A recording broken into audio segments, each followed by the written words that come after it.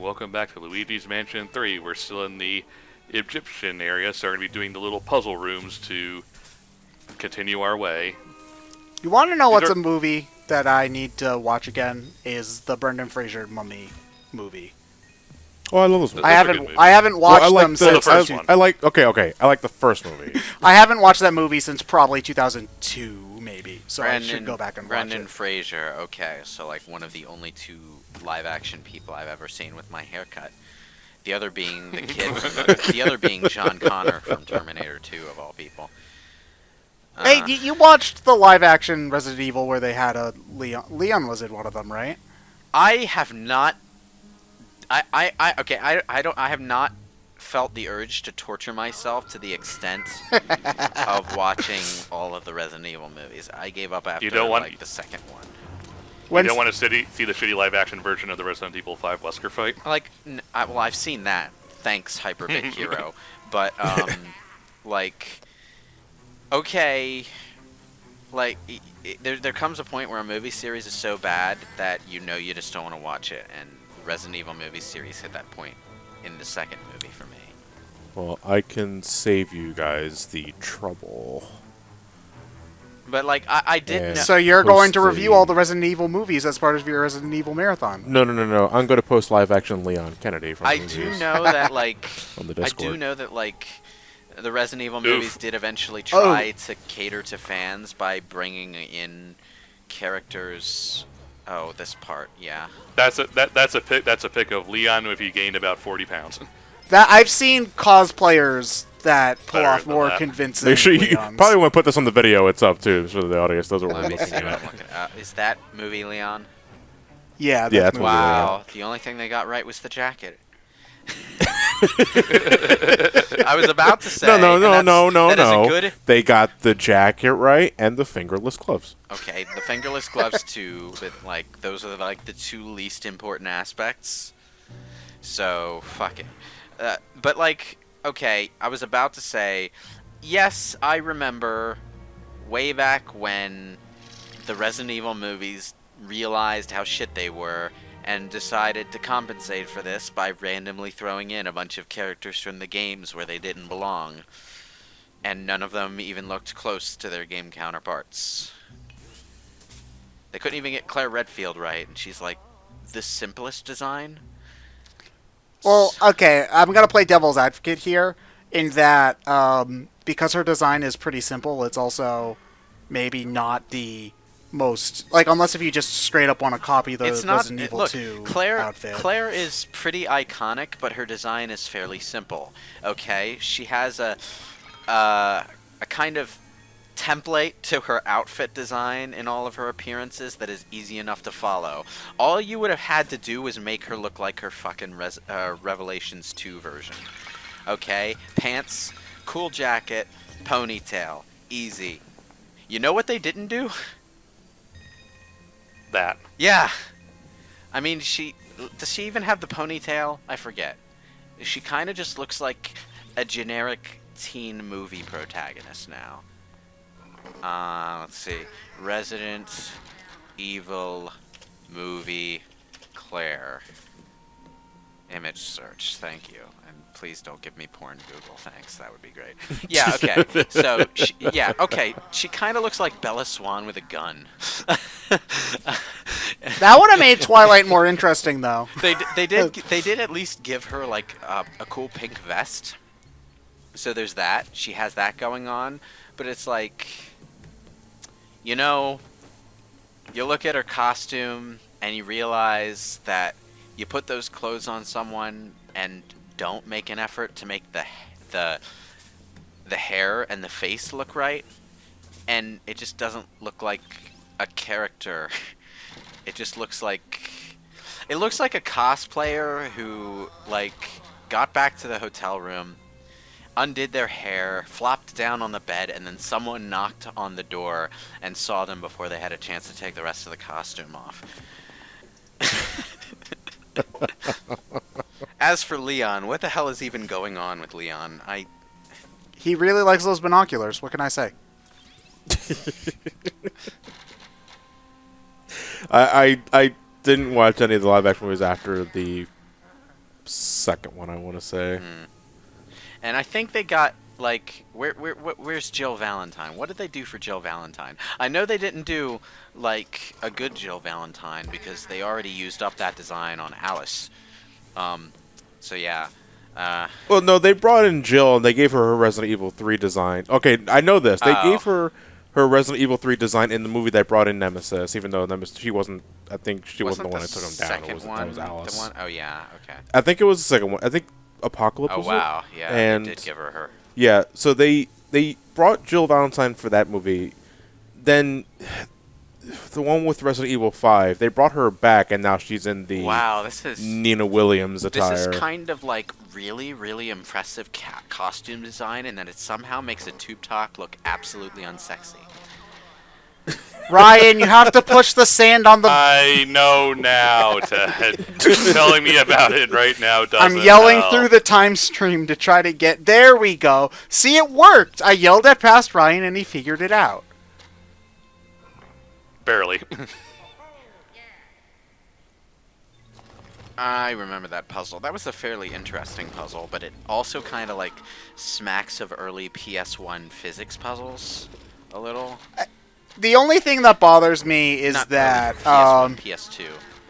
Ugh. The only thing that bothers me is that when you screw up, they have the animation of it like clonking on your head, which takes far too long. And they could have just had it say no and maybe clonk on your head the first time, or just had it be faster.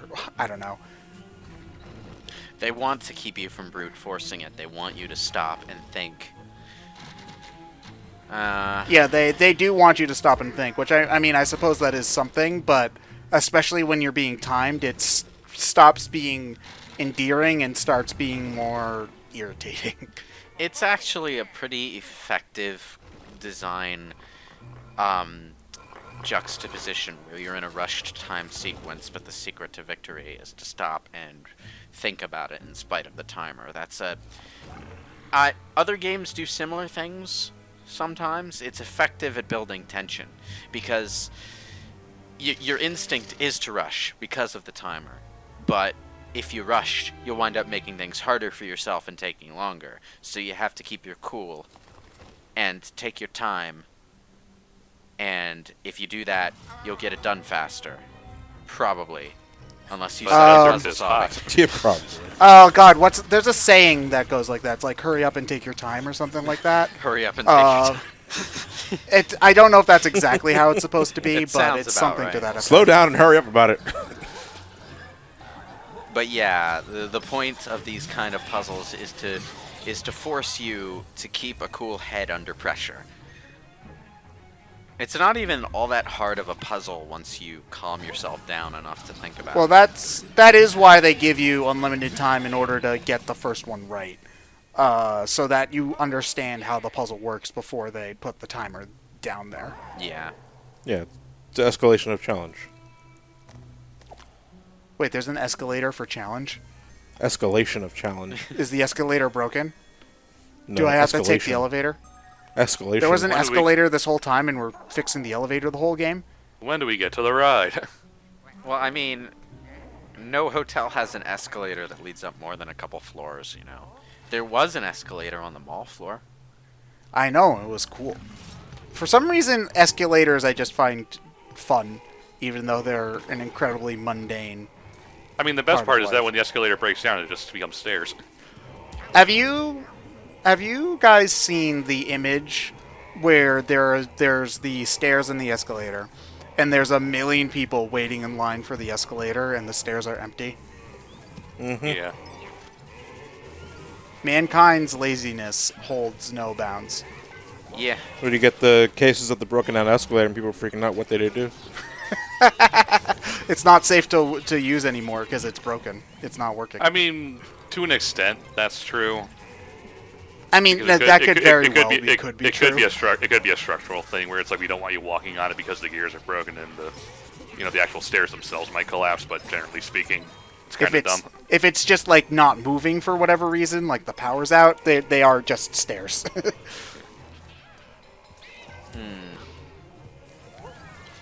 So maybe, okay, so to try to talk about the game for a moment, this might just be me, but I've never really considered like a lot of Egyptian themed stuff to be horror for the most part. Maybe it's just because I'm used to seeing this kind of iconography in adventure type stories, like things in the vein of Indiana Jones, even though Indiana Jones never actually went to Egypt. But It's because Egypt for Western and European stuff, which is where a lot of media comes from, as far as the late 1800s into the 1900s, just due to technological advances. Egypt is by its nature exotic, rather than something more scary.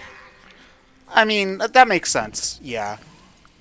But, like, I mean, the concept of the mummies and the being trapped in here, like, that could be scary. It's a decent influence to draw from for horror-oriented stuff, though, because of the mysticism involved. There's a lot of potential for that. It's the iconography that kind of hinders opportunities to make it.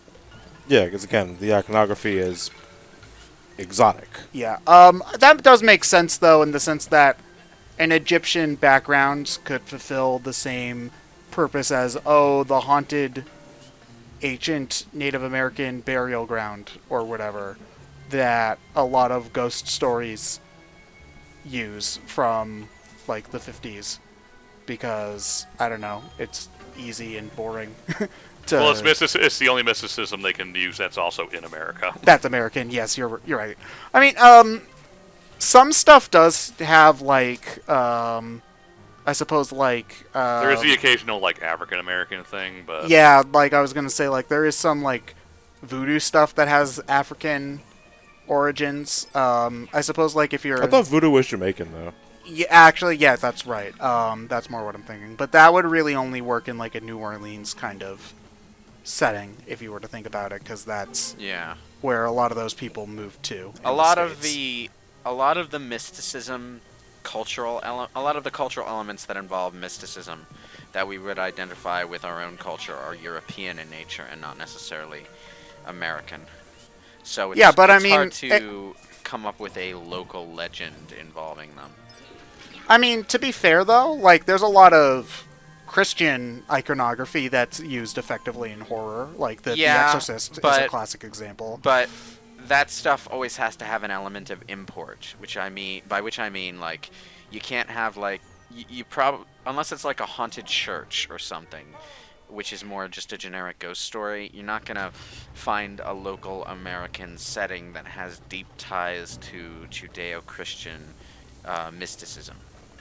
It's also inherently more religious than something like, say, like, like Egypt, where they kind of have their own pantheon of gods and all this other stuff. Yeah. I mean, like, over in Europe and Israel and that general neighborhood of geography, you can bullshit up some sort of mystical temple or old fortress that belongs to the Inquisition or some shit. There's plenty of historical anchors to root your story in there. In America, not so much. We're fairly recent. But even then, I mean, time frame is one thing, but could it ever be a thing that happens at all? Given that, one of the things that folks like to describe America as is just a melting pot. Yeah. Like, it's not one culture, it's a combination of... Well, the other thing about mysticism is that it's easier to sell when it's rooted in older history, and America, relative to other settings, is not particularly old. Insofar as the United States culture, I mean. That's why, Native Americans are like one of the only things we can draw from in that sense. All right, well, then I believe it's up to us to initiate the American pantheon, and I elect the macaroni and cheese bowl first. Uncle They Sam say Zeus. that John Ortiz has been haunting the Chick-fil-A for at least 7 years. I thought we already had an American pantheon. Their names are Superman, Wolverine, Spider-Man. I mean, he's not wrong. Every wrong. brain case who ever talks about comics compares superheroes to Greek gods, and I'm like, Yeah, listen, except you we guys- don't actually you- believe in them. You guys are missing the most influential and powerful god of them all. The one just called Mouse. You mean Squirrel Girl? They say that Mouse's power and influence was able to direct all of the others and to do his bidding for years. Well, only some of them. Yes, but even About 40% of them. yes, but even then, his might was so powerful that it directed the course of which the other ones. They felt that they must follow in his footsteps, if only to be the one to beat him at his own game. I actually really liked this section. It felt oddly like a more like a small dip into a more involved type of puzzle adventure game. Yeah, it feels like a Zelda dungeon. Sort I'm- of. I was thinking more about games like Ico. That sort of I puzzle still need adventure. to play. I still need to play that. It's good.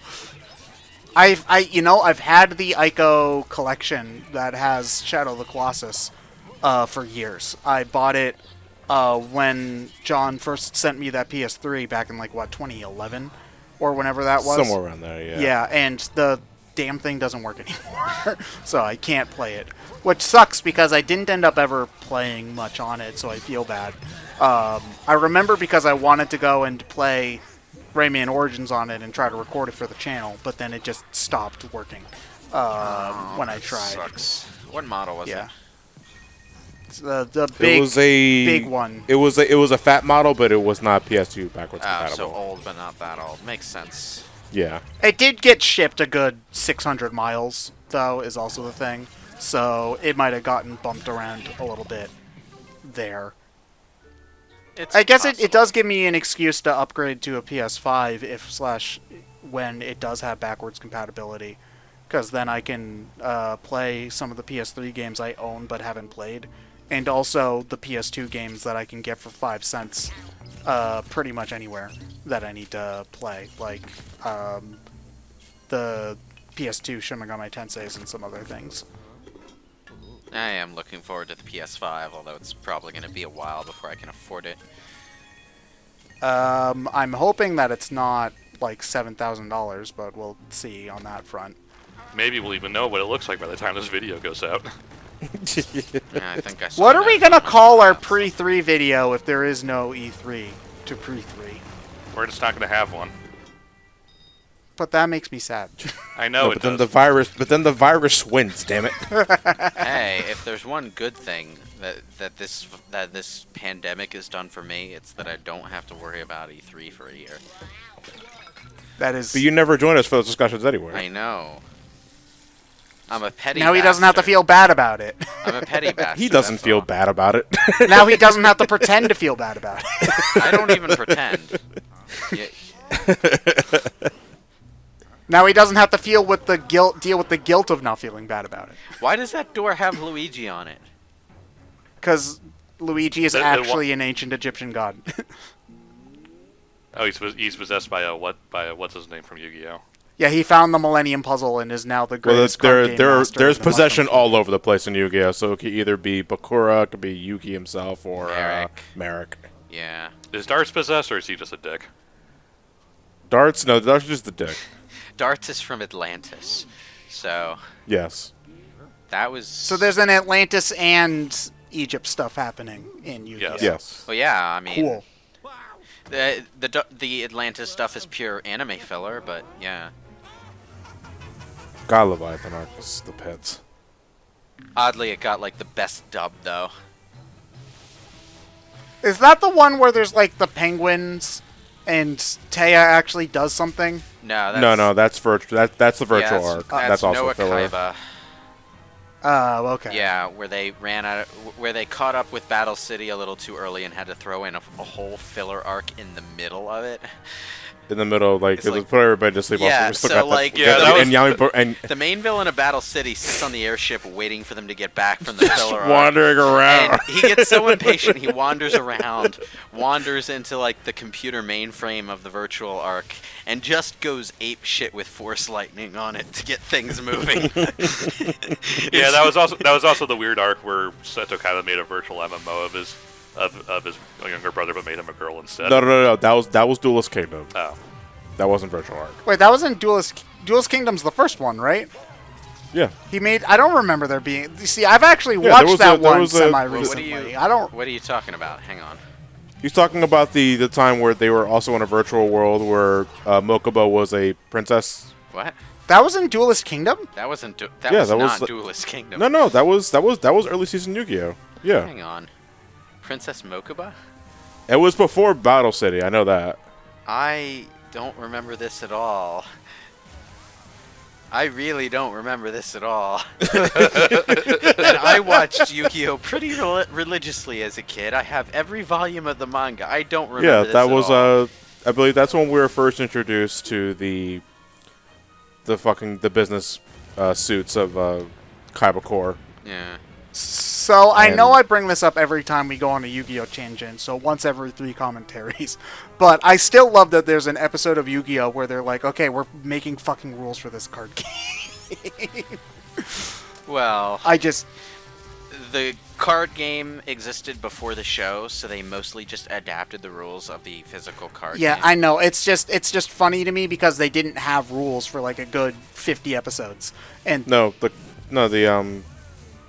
They didn't have For the- rules for the, the first arc of the manga either. no, because the card game wasn't introduced until after Duelist Kingdom was already being written, so that's why it's so inconsistent. yeah, but it's just I find it funny that because, you're already like 2 arcs into this story and they're like, okay, we Yeah. actually need to you're going to actually learn how this game works. You're not launching your catapult turtles into your moon But bases. it's funny because the anymore. whole card game was just a In one-off. universe, they explained Like in the original manga. In universe, they explained it as an advanced tournament rule set that Kaiba himself made up. Why he would make it harder for himself to use his big-ass blue dragons, I'm not sure, but you know that he would just really want to show off how good he is by playing in hard mode.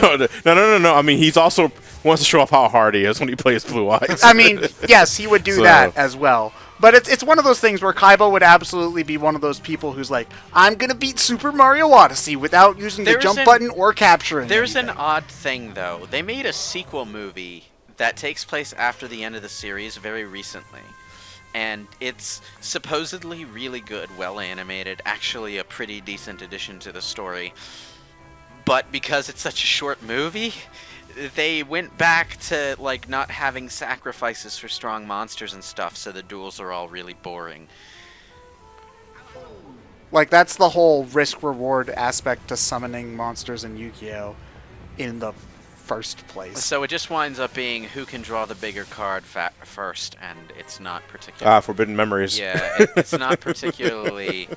I play the I win aspect. card. That means I win. But apparently, outside of the duels being awful, it's a really worthwhile addition to the story that actually adds quite a bit to what was there before. So I'm actually interested in watching it. If Yu-Gi-Oh! Was It's a also legitimate... like the only uncensored Yu-Gi-Oh! That we ever got using the English voice cast too. So. Oh. If Yu-Gi-Oh! Was like real card game players, they would just complain a whole bunch. Oh, you only won because you just drew your card. Oh, y'all, Blue Eyes again. That card needs to be Yugi, why are you banned. such a fucking garbage player? You top deck every fucking match, man. Heart of the Cards is basically just stacking the deck. You know that, right? Yeah. The heart of the card is just cheating. Yeah, Yugi cheats. That's just one of the reasons why I can never get into card games. It just relies too much on pulling the right cards at the right time. Not really. Okay, if you talk to card game gurus, they're like, oh well, you just need to build your deck better and put in card tutors and more card draw. And No. stuff. It's more about, synergy is a large part of it. I mean, every card game has a degree of every card game has a degree of luck. You just can't get around that. But there's ways to mitigate it. skill in building a deck so that ostensibly, no matter what card configuration you draw, you have a strategy to work with.